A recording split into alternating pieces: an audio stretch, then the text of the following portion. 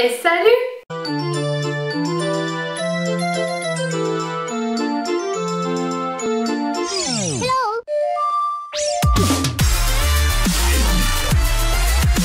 Alors aujourd'hui j'ai décidé de vous parler Harry Potter parce que pour ceux qui ne me connaissent pas, je suis une fanade d'Harry Potter, une Potterhead comme on dit, et j'ai pas mal de petites choses qui se réfèrent au monde d'Harry Potter. D'ailleurs si vous voulez que je vous fasse une vidéo genre ma collection Harry Potter, dites-le moi parce que j'ai pas mal de petites choses derrière. Mon homme me connaissant très bien, il m'a offert pour non pas pour Noël, pour mon anniversaire, Harry Potter, la magie des films, et c'est de ce livre que j'ai envie de vous parler aujourd'hui. J'ai vraiment eu envie de vous en parler une fois terminé, j'ai mis un petit moment à le lire tout simplement parce que je suis le genre de personne qui ne prend pas le temps de lire, donc c'est vrai que ça met un petit peu de temps.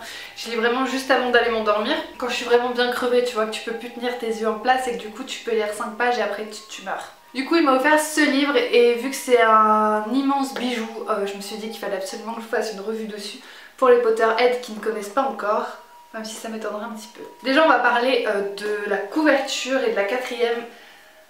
Ce livre est magnifique, c'est juste un bijou, mais genre je pourrais le porter autour de mon cou, tu vois. Peut-être un peu lourd, mais... Qu'est-ce que je raconte? Et les dessins sont très beaux, la tranche est genre sublime. Et donc c'est un livre qui a été fait par les créateurs de la saga cinématographique, puisque à l'intérieur vous allez retrouver tout ce qui concerne seulement les films. En fait ce livre il est réparti en plusieurs parties, notamment je dirais pour ma part 7 grosses parties, puisque ça va tourner autour des films et qu'il y a eu 8 films mais 7 tomes, et ils ont regroupé en fait les Reliques de la Mort partie 1 et partie 2, l'ont regroupé dans la même partie. Donc ça fait 7 parties. Ça fait énormément de parties aussi dans mes phrases. Et donc du coup, on va vraiment... là on commence par exemple avec Harry Potter 1. Et les premières choses qu'on va voir, évidemment, c'est les choses qui sont pas... c'est les éléments qui sont produits dans Harry Potter 1. Les plus grandes scènes ou les acteurs principaux aussi, puisque c'est là où tout a commencé. Donc on va voir comment le château a été construit, Daniel Radcliffe, on va parler de Private Drive, des Dursley, de la Voie 9¾ du Poudlard Express, etc., de Ron Weasley, du Chemin de Traverse. Donc pour vous donner des idées, en fait le livre s'ouvre aussi avec des choses comme ça, il est vraiment magnifique. Donc dedans vous allez pouvoir retrouver les détails sur la réalisation des maquettes, notamment pour les maquettes qu'ils ont fait sur Poudlard, Préolard, qu'est-ce qu'il y a d'autre aussi, le chemin de traverse également, et puis Quidditch, etc. Vous allez aussi retrouver tout ce qui est effet ciné, donc ils vont vraiment vous donner les détails de tout ce qui a été fait par ordinateur, donc en version effet, tout ce qui n'est pas réel et ce qui est réel par contre. Donc voilà, moi j'ai trouvé que c'était hyper intéressant, j'ai appris vraiment beaucoup de choses. Dans chaque partie, donc film 1, 2, 3, etc., il y a des portraits de personnages. Donc par exemple pour le 1, comme je vous disais, vous avez Harry Potter, Ron Weasley, etc. Pour le 4 par exemple, vous avez des nouveaux personnages puisque vous avez le tournoi des 3 sorciers, donc vous avez Cédric Diggory, Fleur de la Cour, Victor Crumb, etc. Donc voilà, vous avez à chaque fois en fait le portrait d'un des nouveaux personnages qui débarquent dans chaque film, puisque vous avez des nouveaux personnages à chaque étape de la vie d'Harry. Et j'ai trouvé ça super intéressant parce qu'évidemment ils se contentent pas de nous décrire le personnage, puisque si on a vu les livres et vu les films on connaît le personnage. Il nous décrit surtout l'acteur, comment a été recruté l'acteur, pourquoi ils ont su que c'était lui qui devait incarner tel personnage, ou incarner tel personnage féminine. Donc voilà, j'ai vraiment beaucoup aimé parce que vous avez des tonnes d'anecdotes, de tournage, d'auditions.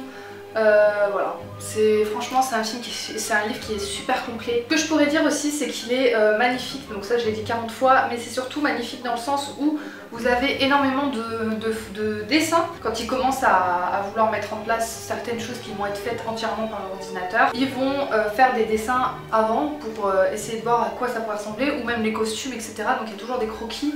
Et du coup on voit vraiment le vrai croquis qui a été fait par exemple pour la grosse dame ou pour les costumes, surtout pour Rubeus Hagrid. Ça m'a beaucoup intéressée puisqu'on apprend que l'acteur ne fait pas 2 mètres et quelques, qu'ils ont dû mouler vraiment son visage et utiliser une doublure pour pouvoir faire les gros plans et tout ça.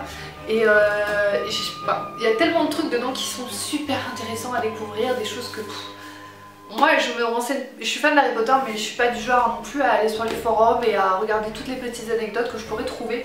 Donc du coup ce livre il a été parfait pour ça et j'ai appris des tonnes de choses. Les dessins sont vraiment magnifiques, vous avez les croquis de base du chemin de traverse que J.K. Rowling a fait aux réalisateurs, producteurs, etc. pour vraiment leur dire où sont telle ou telle chose. Vous avez les dessins de base pour Préolard, vous avez vraiment beaucoup de petites merveilles à l'intérieur et c'est pour ça que je l'adore. Ce qu'ils ont fait de bien aussi, je trouve, notamment pour vraiment les Potterheads qui ont été déçus parce que tel ou tel élément était retiré, de l'histoire, parce que ça a été dans le livre, c'était dans le livre et ce n'était pas dans les films. Ce qu'ils ont fait, c'est qu'ils ont expliqué pourquoi certaines scènes avaient été coupées ou rétrécies, pourquoi il valait mieux mettre ça en avant plutôt que d'autres, et je trouvais ça super intéressant parce que du coup on est un petit peu moins frustré. Et du coup on comprend les choix scénaristiques et voilà, c'était un truc que j'ai beaucoup aimé là-dedans. On nous parle aussi beaucoup de tout ce qui est costumes, comment ils ont été réalisés, comment les maquillages ont été faits. Vous avez notamment beaucoup de photos des maquillages de gobelins, des modelages qu'ils ont fait pour faire le faciès du gobelin, des décors aussi, comment ils ont été construits, et tout ce qui est accessoires, donc tout ce qui peut être dans la vie de Harry Potter, soit les mornies, je sais pas, qu'est-ce qu'ils racontent dedans, les mornies, le choix magique, voilà, tout ce qui peut être éléments de vie de Harry Potter. On retrouve aussi dedans comment ça a été fabriqué, avec quels éléments, etc. D'où leur est venue telle idée. C'est un livre qui est vraiment très intéressant, vous l'aurez compris, et que j'adore particulièrement. Et surtout le plus cool en fait, je pense que c'est tous les goodies qu'il y a à l'intérieur. Vous m'avez déjà vu en poster sur Instagram, donc vous en connaissez tellement certains. Mais voilà, je voulais vous en montrer quelques-uns. Pour commencer, vous avez celui-ci que moi j'ai encadré. Alors je sais pas si vous verrez quelque chose, j'essaierai de vous le montrer mieux. C'est en fait la lettre que Harry reçoit pour aller à Poudlard. Donc Mr.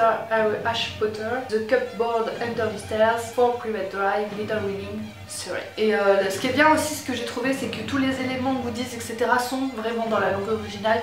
Donc ça fait pas fausse lettre, Monsieur Harry Potter, le placard sous l'escalier, etc. C'est pas en français, donc ça j'ai trouvé ça vraiment cool. Vous avez des petites choses comme ici que je vous avais déjà montré aussi, c'est les étiquettes. Donc que vous pouvez faire des potions en fait tout simplement, donc moi je l'ai souvent fait. Donc c'est tout simplement des étiquettes où dessus vous avez marqué une recette, une potion, un élément, et vous mettez sur des petites bouteilles, du coup vous pouvez faire votre petit apothicarium, je sais pas comment dire en français. Donc ça c'est le manuel avancé des potions, et c'est là-dedans que vous avez donc les étiquettes à mettre. Vous voyez, j'en ai utilisé déjà pas mal. Ici par exemple vous avez les boîtes que vous pouvez construire vous-même, et c'est en fait des boîtes.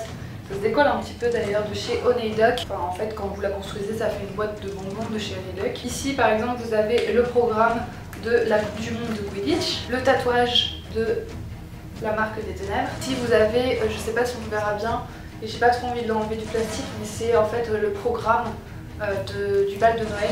Vous avez vraiment beaucoup de choses, je vais pas tout vous montrer. Ici vous avez les proclamations d'ombrage, donc vous en avez vraiment un certain nombre, et ça je vais les encadrer, c'est obligé. Là vous avez la carte du maraudeur, et en dernier ici vous avez là-dedans en fait le poster avec l'affiche de Sirius Black quand il est recherché par le ministère de la Magie. Donc voilà, j'espère que je vous aurai appris des petites choses sur ce livre, j'espère que vous vous aurez tenté aussi parce qu'il vaut vraiment le coup d'être acheté, il est sublime. Je vous mettrai son prix en barre d'infos parce que vu que c'est un cadeau, en vérité j'ai jamais vraiment regardé.